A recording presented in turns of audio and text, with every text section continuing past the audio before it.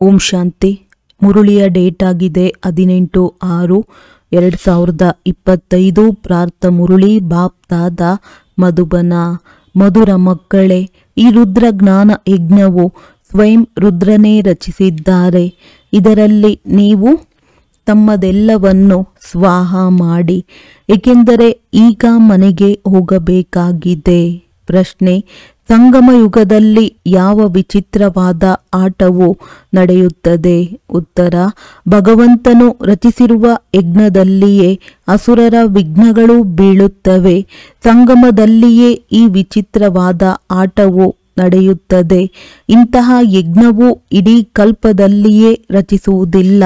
ಇದು ಸ್ವರಾಜ್ಯವನ್ನು ಪಡೆಯುವುದಕ್ಕಾಗಿ ರಾಜಸ್ವ ಅಶ್ವಮೇಧ ಯಜ್ಞವಾಗಿದೆ.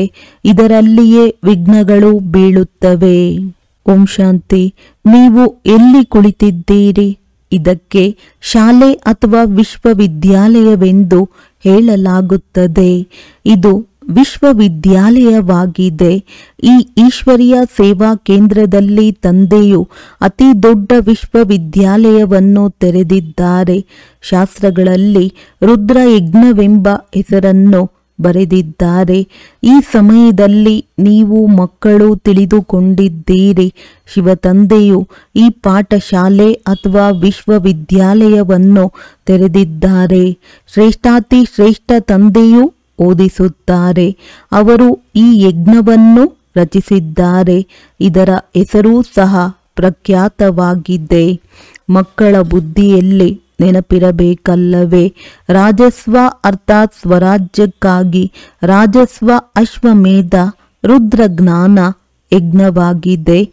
ಅಶ್ವಮೇಧ ಎಂದರೆ ಏನೆಲ್ಲವೂ ಕಾಣುತ್ತಿದೆಯೋ ಅದೆಲ್ಲವನ್ನು ಸ್ವಾಹ ಮಾಡುತ್ತಿದ್ದೀರಿ.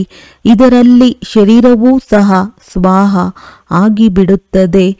ಆತ್ಮವು ಸ್ವಾಹ ಆಗಲು ಸಾಧ್ಯವಿಲ್ಲ. ಎಲ್ಲ ಶರೀರಗಳು ಸ್ವಾಹ ಆಗಿಬಿಡುತ್ತವೆ. ಉಳಿದ ಆತ್ಮಗಳು ಹಿಂತಿರುಗಿ ಹೋಗುತ್ತವೆ. ಇದು ಸಂಗಮ ಯುಗವಾಗಿದೆ. ಎಲ್ಲ ಆತ್ಮಗಳು ಹೋಗುತ್ತೀರಿ. ಉಳಿದಂತೆ ಶರೀರಗಳು ಇಲ್ಲಿ ಸಮಾಪ್ತಿಯಾಗುತ್ತವೆ. ಇದೆಲ್ಲವೂ ಡ್ರಾಮಾ ಆಗಿದೆ. ನೀವು ಈ ಡ್ರಾಮಾದಲ್ಲಿ ವಶರಾಗಿ ನಡೆಯುತ್ತಿದ್ದೀರಿ. ತಂದೆಯು ತಿಳಿಸುತ್ತಾರೆ, ನಾನು ರಾಜಸ್ವ ಯಜ್ಞವನ್ನು ರಚಿಸಿದ್ದೇನೆ. ಇದನ್ನೂ ಸಹ ನಾಟಕದನುಸಾರ ರಚಿಸಲ್ಪಟ್ಟಿದೆ. ನಾನು ಯಜ್ಞವನ್ನು ರಚಿಸಿದ್ದೇನೆಂದು ಹೇಳುವುದಿಲ್ಲ. ಯೋಜನೆಯ ಅನುಸಾರ ನೀವು ಮಕ್ಕಳಿಗೆ ಓದಿಸುವುದಕ್ಕಾಗಿ ಕಲ್ಪದ ಇಂದಿನಂತೆ ಜ್ಞಾನ ಯಜ್ಞವನ್ನು ರಚಿಸಲಾಗಿದೆ. ನಾನು ರಚಿಸಿದ್ದೇನೆ ಎಂಬ ಅರ್ಥವೂ ಸಹ ಬರುವುದಿಲ್ಲ. ನಾಟಕದನುಸಾರವೇ ಇದು ರಚಿಸಲ್ಪಟ್ಟಿದೆ. ಕಲ್ಪ ಕಲ್ಪವು ರಚಿಸಲಾಗುತ್ತದೆ. ಈ ನಾಟಕವು ಮಾಡಲ್ಪಟ್ಟಿದೆ ಎಲ್ಲವೇ? ನಾಟಕದ ಯೋಜನೆಯ ಅನುಸಾರ ಒಂದೇ ಬಾರಿ ಯಜ್ಞವನ್ನು ರಚಿಸಲಾಗುತ್ತದೆ. ಇದೇನು ಹೊಸ ಮಾತಲ್ಲ. ಈಗ ಬುದ್ಧಿಯಲ್ಲಿ ಕುಳಿತಿದೆ.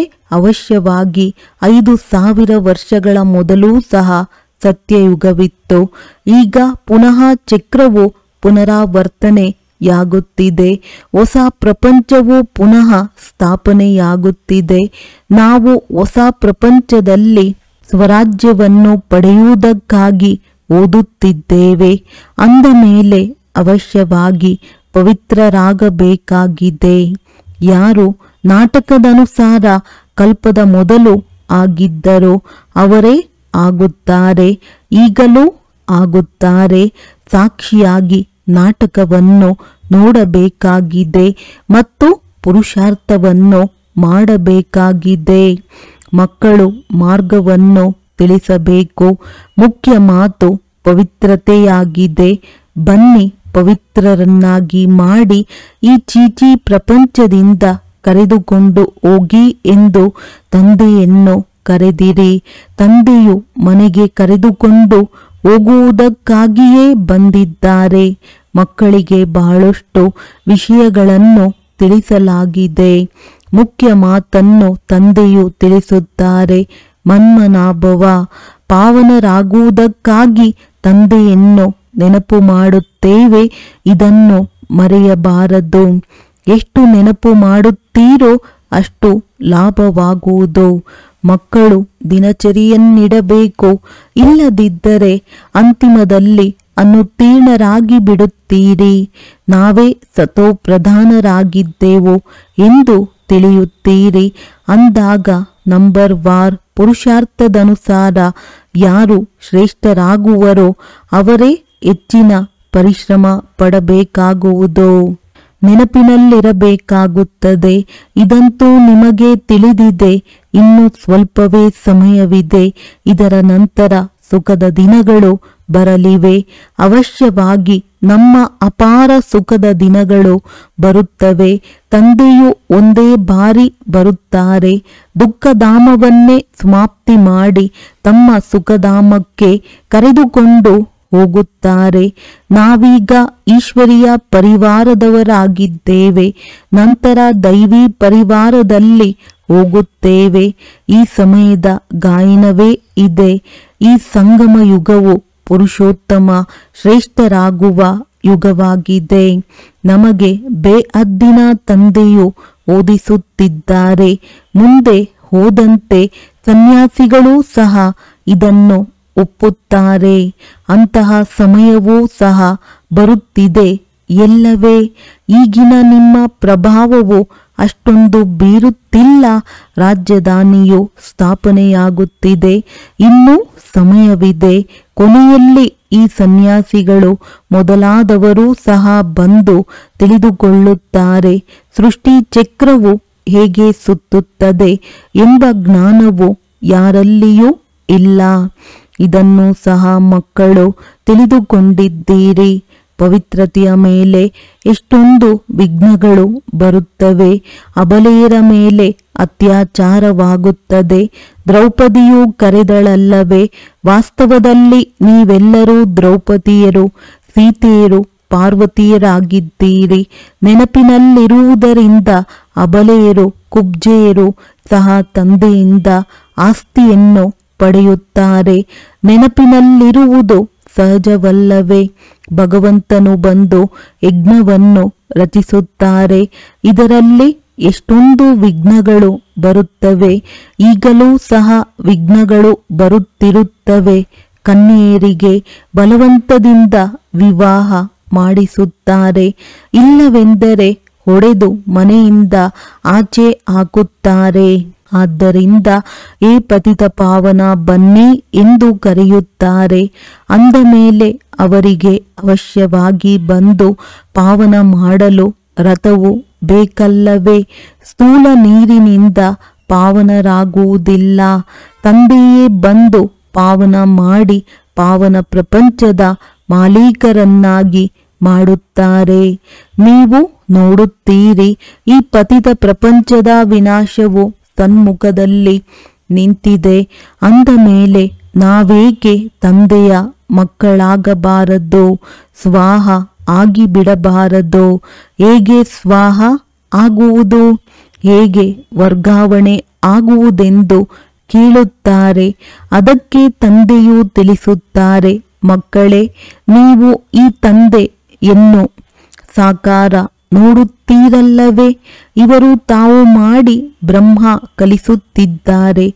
ನಾವು ಎಂತಹ ಕರ್ಮವನ್ನು ಮಾಡುತ್ತೇವೆಯೋ ನಮ್ಮನ್ನು ನೋಡಿ ಅನ್ಯರು ಮಾಡುತ್ತಾರೆ.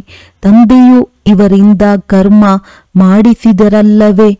ಯಜ್ಞದಲ್ಲಿ ಎಲ್ಲವನ್ನೂ ಸ್ವಾಹ ಮಾಡಿಬಿಟ್ಟರು. ಸ್ವಾಹ ಆಗುವುದರಲ್ಲಿ ಯಾವುದೇ ಕಷ್ಟವಿಲ್ಲ. ಇವರು ಬಹಳ ಸಾಹುಕಾರರೂ ಅಲ್ಲ, ಬಡವರೂ ಆಗಿರಲಿಲ್ಲ. ಸಾಧಾರಣವಾಗಿದ್ದರು. ಯಜ್ಞವನ್ನು ರಚಿಸಲಾಗುತ್ತದೆ ಎಂದರೆ ಅದರಲ್ಲಿ ಆಹಾರ ಪಾನೀಯಗಳ ಎಲ್ಲ ಸಾಮಗ್ರಿಗಳು ಬೇಕಲ್ಲವೇ? ಇದು ಈಶ್ವರೀಯ ಯಜ್ಞವಾಗಿದೆ. ಈಶ್ವರನು ಬಂದು ಈ ಜ್ಞಾನ ಯಜ್ಞದ ಸ್ಥಾಪನೆ ಮಾಡಿಸಿದ್ದಾರೆ. ನಿಮಗೆ ಓದಿಸುತ್ತಾರೆ. ಈ ಯಜ್ಞದ ಮಹಿಮೆ ಬಹಳ ಭಾರಿಯಾಗಿದೆ.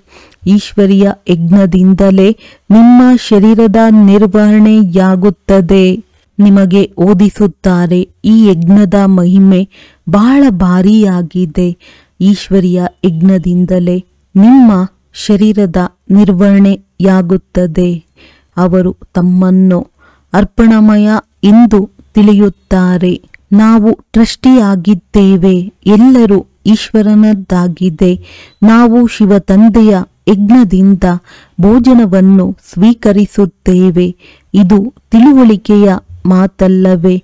ಇಲ್ಲಂತೂ ಎಲ್ಲರೂ ಬಂದು ಕುಳಿತು ಬಿಡುವಂತಿಲ್ಲ. ಇವರನ್ನು ನೋಡಿ ಹೇಗೆ ಎಲ್ಲವನ್ನೂ ಸ್ವಾಹ ಮಾಡಿಬಿಡುತ್ತಾರೆ. ತಂದೆಯು ತಿಳಿಸುತ್ತಾರೆ, ಇವರು ಎಂತಹ ಕರ್ಮವನ್ನು ಮಾಡುವರೋ ಅದನ್ನು ನೋಡಿ ಅನ್ಯರು ಬಹಳಷ್ಟು ಮಂದಿ ಸ್ವಾಹ ಮಾಡಿದರು. ಯಾರು ಯಾರು ಅರ್ಪಣೆಯಾದರೂ ಅವರು ತಮ್ಮ ಆಸ್ತಿಯನ್ನು ಪಡೆಯುತ್ತಾರೆ. ಬುದ್ಧಿಯಿಂದಲೂ ಸಹ ತಿಳಿಯಲಾಗುತ್ತದೆ. ಆತ್ಮವಂತೂ ಹೊರಟು ಹೋಗುತ್ತದೆ. ಉಳಿದಂತೆ ಶರೀರವು ಇಲ್ಲಿಯೇ ಸಮಾಪ್ತಿಯಾಗಿ ಬಿಡುವುದು. ಇದು ಬೇಅದ್ದಿನ ಯಜ್ಞವಾಗಿದೆ. ಇದರಲ್ಲಿ ಎಲ್ಲವೂ ಸ್ವಾಹ ಆಗುತ್ತದೆ. ನೀವು ಮಕ್ಕಳಿಗೆ ತಿಳಿಸಲಾಗಿದೆ ಹೇಗೆ ಬುದ್ಧಿಯಿಂದ ಸ್ವಾಹ ಆಗಿ ನಷ್ಟ ಮೋಹ ಆಗುವುದು ಎಂದು. ಇದು ಸಹ ನಿಮಗೆ ತಿಳಿದಿದೆ. ಇಲ್ಲಿನ ಸಾಮಗ್ರಿಗಳೆಲ್ಲವೂ ಬೂದಿಯಾಗಲಿದೆ. ಎಷ್ಟು ದೊಡ್ಡ ಯಜ್ಞವಾಗಿದೆ. ಇದರ ನಂತರ ಸತ್ಯಯುಗದಲ್ಲಿ ಯಾವುದೇ ಯಜ್ಞವನ್ನು ರಚಿಸಲಾಗುವುದಿಲ್ಲ. ಈ ಭಕ್ತಿ ಮಾರ್ಗದ ಅನೇಕ ಯಜ್ಞಗಳೆಲ್ಲವೂ ಸಮಾಪ್ತಿ ಆಗಿಬಿಡುತ್ತವೆ. ಜ್ಞಾನಸಾಗರನು ಒಬ್ಬರೇ ಭಗವಂತನಾಗಿದ್ದಾರೆ. ಅವರೇ ಮನುಷ್ಯ ಸೃಷ್ಟಿಯ ಬೀಜರೂಪ ಸತ್ಯ ಚೈತನ್ಯವಾಗಿದ್ದಾರೆ. ಶರೀರವಂತೂ ಜಡವಾಗಿದೆ, ಆತ್ಮವೇ ಚೈತನ್ಯವಾಗಿದೆ. ಅವರು ಜ್ಞಾನಸಾಗರನಾಗಿದ್ದಾರೆ. ನೀವು ಮಕ್ಕಳಿಗೆ ಕುಳಿತು ಓದಿಸುತ್ತಾರೆ. ಮನುಷ್ಯರು ಕೇವಲ ಆಡುತ್ತಿರುತ್ತಾರೆ ಮತ್ತು ನಿಮಗೆ ತಂದೆಯ ಪೂರ್ಣ ಜ್ಞಾನವನ್ನು ತಿಳಿಸುತ್ತಿದ್ದಾರೆ. ಜ್ಞಾನವೇನು ಬಹಳಷ್ಟಿಲ್ಲ. ಸೃಷ್ಟಿ ಚಕ್ರವು ಹೇಗೆ ಸುತ್ತುತ್ತದೆ ಎಂಬುದನ್ನು ತಿಳಿಸಬೇಕಾಗಿದೆ. ಇಲ್ಲಿ ಸ್ವಯಂ ತಂದೆಯೇ ನಿಮಗೆ ಓದಿಸುತ್ತಿದ್ದಾರೆ, ತಿಳಿಸುತ್ತಾರೆ. ನಾನು ಸಾಧಾರಣ ಮನುಷ್ಯನ ತನುವಿನಲ್ಲಿ ಪ್ರವೇಶ ಮಾಡುತ್ತೇನೆ. ಭಗೀರಥನು ಪ್ರಸಿದ್ಧನಾಗಿದ್ದಾರೆ.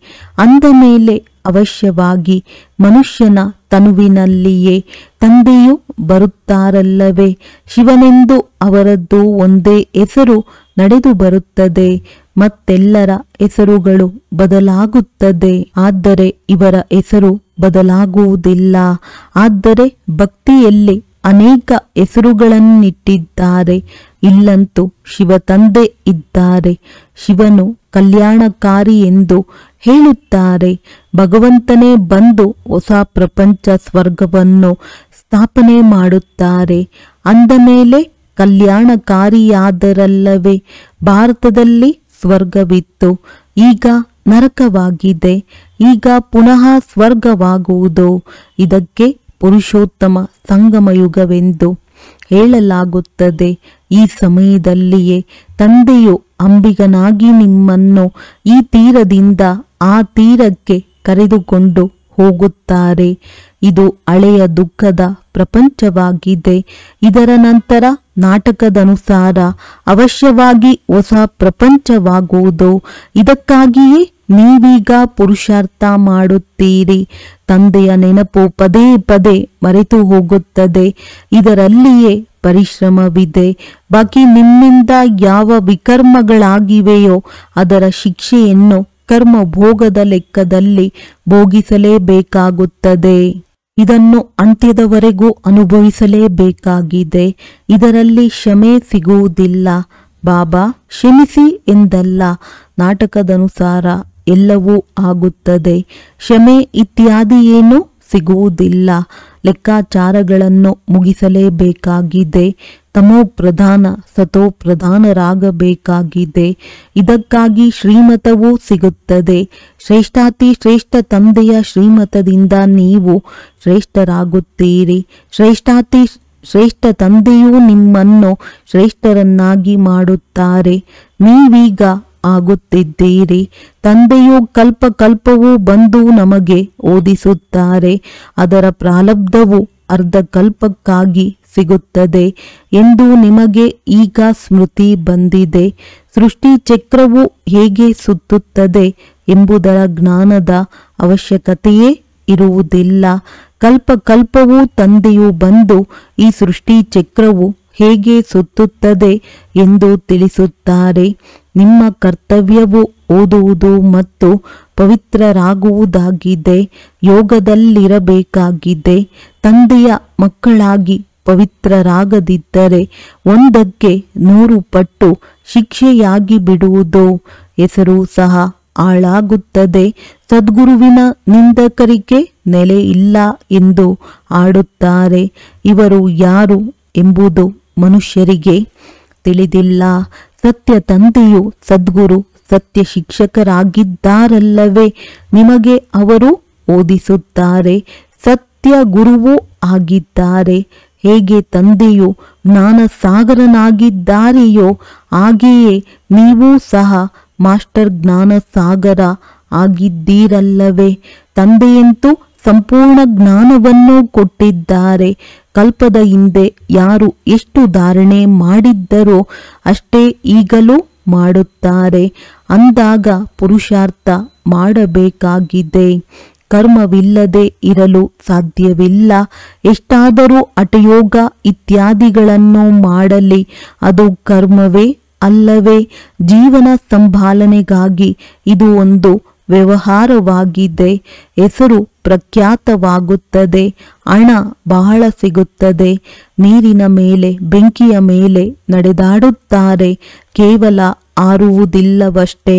ಅದಕ್ಕಾಗಿ ಪೆಟ್ರೋಲ್ ಇತ್ಯಾದಿ ಬೇಕಲ್ಲವೇ.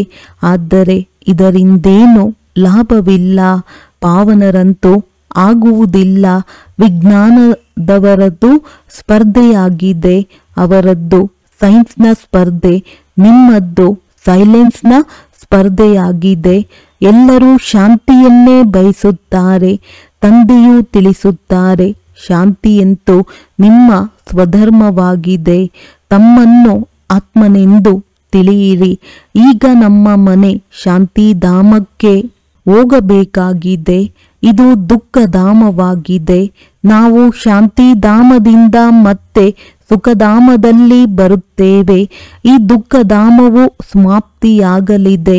ಇದನ್ನು ಚೆನ್ನಾಗಿ ಧಾರಣೆ ಮಾಡಿಕೊಂಡು ಅನ್ಯರಿಗೂ ಧಾರಣೆ ಮಾಡಿಸಬೇಕಾಗಿದೆ. ಇನ್ನು ಕೆಲವೇ ದಿನಗಳು ಉಳಿದಿವೆ.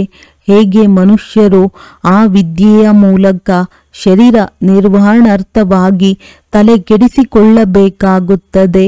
ಅದೃಷ್ಟವಂತ ಮಕ್ಕಳು ತಕ್ಷಣ ನಾವು ಯಾವ ವಿದ್ಯೆಯನ್ನು ಓದಬೇಕೆಂದು ನಿರ್ಣಯ ತೆಗೆದುಕೊಳ್ಳುತ್ತಾರೆ. ಆ ವಿದ್ಯೆಯಿಂದ ಏನು ಸಿಗುತ್ತದೆ ಮತ್ತು ಈ ವಿದ್ಯೆಯಿಂದ ಏನು ಸಿಗುತ್ತದೆ. ಈ ವಿದ್ಯೆಯಿಂದಂತೂ 21 ಜನ್ಮಗಳ ಪ್ರಾರಬ್ಧವಾಗುತ್ತದೆ. ಅಂದ ಮೇಲೆ ವಿಚಾರ ಮಾಡಬೇಕು, ನಾವು ಯಾವ ವಿದ್ಯೆಯನ್ನು ಓದಬೇಕಾಗಿದೆ. ಯಾರು ಬೇಹದ್ದಿನ ತಂದೆಯಿಂದ ಆಸ್ತಿಯನ್ನು ಪಡೆಯಬೇಕಾಗಿದೆಯೋ ಅವರು ಬೇಹದ್ದಿನ ವಿದ್ಯೆಯಲ್ಲಿ ತೊಡಗಿರುತ್ತಾರೆ. ಆದರೆ ನಾಟಕದ ಯೋಜನೆಯ ಅನುಸಾರ ಯಾರ ಅದೃಷ್ಟದಲ್ಲಿಲ್ಲವೋ ಅವರು ಆ ವಿದ್ಯೆಯಲ್ಲಿಯೇ ಸಿಕ್ಕಿ ಹಾಕಿಕೊಳ್ಳುತ್ತಾರೆ. ಈ ವಿದ್ಯೆಯನ್ನು ಓದುವುದಿಲ್ಲ, ನಮಗೆ ಬಿಡುವು ಸಿಗುವುದಿಲ್ಲವೆಂದು ಹೇಳುತ್ತಾರೆ. ಇದಕ್ಕೆ ತಂದೆಯೂ ಕೇಳುತ್ತಾರೆ, ಯಾವ ಜ್ಞಾನವು ಒಳ್ಳೆಯದು, ಅದರಿಂದೇನು ಸಿಗುತ್ತದೆ ಮತ್ತು ಇದರಿಂದೇನು ಸಿಗುತ್ತದೆ. ಹೇಳುತ್ತಾರೆ, ಬಾಬಾ ಸ್ಥೂಲ ಲೌಕಿಕ ವಿದ್ಯೆಯಿಂದ ಏನು ಸಿಗುತ್ತದೆ. ಅಲ್ಪ ಸ್ವಲ್ಪ ಸಂಪಾದನೆ ಮಾಡುತ್ತೇವೆ. ಇಲ್ಲಂತೂ ಭಗವಂತನೇ ಓದಿಸುತ್ತಾರೆ. ನಾವು ಓದಿ ರಾಜ್ಯ ಪದವಿಯನ್ನು ಪಡೆಯಬೇಕಾಗಿದೆ.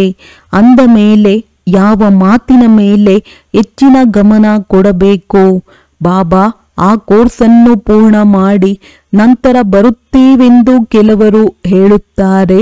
ಇವರ ಅದೃಷ್ಟದಲ್ಲಿಲ್ಲ ಎಂದು ತಂದೆಯು ತಿಳಿದುಕೊಳ್ಳುತ್ತಾರೆ. ಏನಾಗುವುದೆಂದು ಮುಂದೆ ಹೋದಂತೆ ನೋಡುತ್ತೀರಿ. ಶರೀರಗಳ ಮೇಲೆ ಯಾವುದೇ ಭರವಸೆ ಇಲ್ಲ. ಆದ್ದರಿಂದ ಸತ್ಯ ಸಂಪಾದನೆಯಲ್ಲಿ ತೊಡಗಬೇಕೆಂದು ಅರ್ಥವಾಗುತ್ತದೆ. ಯಾರ ಅದೃಷ್ಟದಲ್ಲಿದೆಯೋ ಅವರೇ ತಮ್ಮ ಅದೃಷ್ಟವನ್ನು ರೂಪಿಸಿಕೊಳ್ಳುತ್ತಾರೆ. ಈಗ ಒತ್ತು ಕೊಟ್ಟು ಹೇಳಬೇಕಾಗಿದೆ, ನಾವಂತೂ ತಂದೆಯಿಂದ ಆಸ್ತಿಯನ್ನು ತೆಗೆದುಕೊಂಡೇ ತೋರಿಸುತ್ತೇವೆ. ಬೇಅದ್ದಿನ ತಂದೆಯು ನಿಮಗೆ ರಾಜ್ಯ ಭಾಗ್ಯವನ್ನು ಕೊಡುತ್ತಾರೆ. ಅಂದ ಮೇಲೆ ನಾವೇಕೆ ಈ ಒಂದು ಜನ್ಮದಲ್ಲಿ ಪವಿತ್ರರಾಗಬಾರದು? ಇಷ್ಟೊಂದು ಮಂದಿ ಮಕ್ಕಳು ಪವಿತ್ರರಾಗಿದ್ದಾರೆ, ಸುಳ್ಳನ್ನು ಹೇಳುತ್ತಿಲ್ಲ. ಎಲ್ಲರೂ ಪುರುಷಾರ್ಥ ಮಾಡುತ್ತಿದ್ದಾರೆ, ಓದುತ್ತಿದ್ದಾರೆ, ಆದರೂ ವಿಶ್ವಾಸವನ್ನಿಡುವುದಿಲ್ಲ. ಯಾವಾಗ ಹಳೆಯ ಪ್ರಪಂಚವನ್ನು ಹೊಸದನ್ನಾಗಿ ಮಾಡಬೇಕಾಗಿದೆಯೋ ಆಗಲೇ ಬೇಅದ್ದಿನ ತಂದೆಯು ಬರುವರು. ಹಳೆಯ ಪ್ರಪಂಚದ ವಿನಾಶವು ಸನ್ಮುಖದಲ್ಲಿ ನಿಂತಿದೆ. ಇದು ಬಹಳ ಸ್ಪಷ್ಟವಾಗಿದೆ. ಅವಶ್ಯವಾಗಿ ಅದೇ ಸಮಯವಾಗಿದೆ. ಈಗ ಅನೇಕ ಧರ್ಮಗಳು ಇವೆ, ಒಂದು ಧರ್ಮವಿರುವುದೇ ಸತ್ಯಯುಗದಲ್ಲಿ. ಇದು ಸಹ ನಿಮ್ಮ ಬುದ್ಧಿಯಲ್ಲಿದೆ. ನಿಮ್ಮಲ್ಲಿಯೂ ಕೆಲವರು ಇನ್ನೂ ನಿಶ್ಚಯ ಮಾಡಿಕೊಳ್ಳುತ್ತಿದ್ದಾರೆ. ಅರೆ, ನಿಶ್ಚಯ ಮಾಡಿಕೊಳ್ಳುವುದರಲ್ಲಿ ಸಮಯ ಹಿಡಿಸುತ್ತದೆಯೇ? ಶರೀರದ ಮೇಲೂ ಭರವಸೆ ಇಲ್ಲ. ಈ ಅವಕಾಶವನ್ನು ಕಳೆದುಕೊಳ್ಳಬಾರದು. ಯಾರ ಅದೃಷ್ಟದಲ್ಲಿಲ್ಲವೋ ಅವರಿಗೆ ಏನೂ ಬುದ್ಧಿಯಲ್ಲಿ ಬರುವುದಿಲ್ಲ.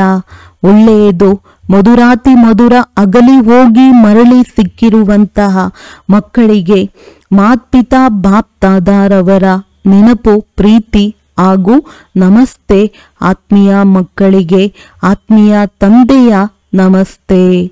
ಧಾರಣೆಗಾಗಿ ಮುಖ್ಯ ಸಾರ: ಸತ್ಯ ಸಂಪಾದನೆ ಮಾಡಿ 21 ಜನ್ಮಗಳಿಗಾಗಿ ತಮ್ಮ ಅದೃಷ್ಟವನ್ನು ರೂಪಿಸಿಕೊಳ್ಳಬೇಕಾಗಿದೆ. ಶರೀರದ ಮೇಲೆ ಯಾವುದೇ ಭರವಸೆ ಇಲ್ಲ, ಆದ್ದರಿಂದ ಅವಕಾಶವನ್ನು ಕಳೆದುಕೊಳ್ಳಬಾರದು.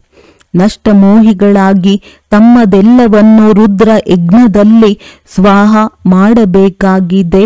ತಮ್ಮನ್ನು ಅರ್ಪಣೆ ಮಾಡಿ ಟ್ರಸ್ಟಿಯಾಗಿ ಸಂಭಾಲನೆ ಮಾಡಬೇಕಾಗಿದೆ. ಸಾಕಾರ ತಂದೆಯನ್ನು ಫಾಲೋ ಮಾಡಬೇಕಾಗಿದೆ. ವರದಾನ: ಈಶ್ವರಿಯ ನಶೆಯ ಮುಖಾಂತರ ಹಳೆಯ ಪ್ರಪಂಚವನ್ನು ಮರೆಯುವಂತಹ ಸರ್ವ ಪ್ರಾಪ್ತಿ ಸಂಪನ್ನ ಭವ. ಯಾವ ರೀತಿ ಆ ನಶೆಯು ಎಲ್ಲವನ್ನು ಮರೆಸಿಬಿಡುತ್ತದೆ, ಹಾಗೆಯೇ ಈ ಈಶ್ವರಿಯ ನಶೆ ದುಃಖದ ಪ್ರಪಂಚವನ್ನು ಸಹಜವಾಗಿ ಮರೆಸಿಬಿಡುತ್ತದೆ. ಆ ನಶೆಯಲ್ಲಂತೂ ಬಹಳ ನಷ್ಟವಾಗುತ್ತದೆ. ಅಧಿಕವಾಗಿ ಕುಡಿಯುವುದರಿಂದ ನಾಶವೇ ಆಗಿಬಿಡುತ್ತಾರೆ. ಆದರೆ ಈ ನಶೆ ಅವಿನಾಶಿಯನ್ನಾಗಿ ಮಾಡಿಬಿಡುವುದು. ಯಾರು ಸದಾ ಈಶ್ವರಿಯ ನಶೆಯಲ್ಲಿ ಮಸ್ತರಾಗಿರುತ್ತಾರೆ ಅವರು ಸರ್ವ ಪ್ರಾಪ್ತಿ ಸಂಪನ್ನರಾಗಿ ಬಿಡುತ್ತಾರೆ. ಒಬ್ಬ ತಂದೆಯ ವಿನಃ ಬೇರೆ ಯಾರೂ ಇಲ್ಲ. ಈ ಸ್ಮೃತಿಯೇ ನಶೆ ಏರಿಸುತ್ತದೆ. ಇದೇ ಸ್ಮೃತಿಯಿಂದ ಸಮರ್ಥತೆ ಬಂದು ಬಿಡುವುದು. ಸ್ಲೋಗನ್: ಒಬ್ಬರಿನ್ನೊಬ್ಬರನ್ನು ಅನುಸರಿಸುವ ಬದಲು ತಂದೆಯನ್ನು ಅನುಕರಿಸಿ. ಅವ್ಯಕ್ತ ಸೂಚನೆಗಳು: ಆತ್ಮಿಕ ಸ್ಥಿತಿಯಲ್ಲಿರುವಂತಹ ಅಭ್ಯಾಸ ಮಾಡಿ ಅಂತರ್ಮುಖಿಯಾಗಿರಿ. ಅಂತರ್ಮುಖಿ ಆಗಿರುವವರು ಪ್ರತಿ ಜ್ಞಾನದ ರತ್ನಗಳ ಗುಹ್ಯತೆಯಲ್ಲಿ ಹೋಗಬಹುದು. ಜ್ಞಾನದ ಪ್ರತಿಯೊಂದು ಪಾಯಿಂಟ್ನ ರಹಸ್ಯ ಏನಾಗಿದೆ ಹಾಗೂ ಯಾವ ಸಮಯ ಯಾವ ವಿಧಿಯಲ್ಲಿ ಅದನ್ನು ಕಾರ್ಯದಲ್ಲಿ ಅಥವಾ ಸೇವೆಯಲ್ಲಿ ತರಬೇಕು, ಈ ರೀತಿ ಅದರ ಮೇಲೆ ಮನನ ಮಾಡುತ್ತಾ ಆ ರಹಸ್ಯದ ರಸದಲ್ಲಿ ಹೊರಟು ಹೋಗಿ ಆಗ ನಶೆಯ ಅನುಭವ ಮಾಡುವಿರಿ. ಒಳ್ಳೆಯದು. ಓಂ ಶಾಂತಿ.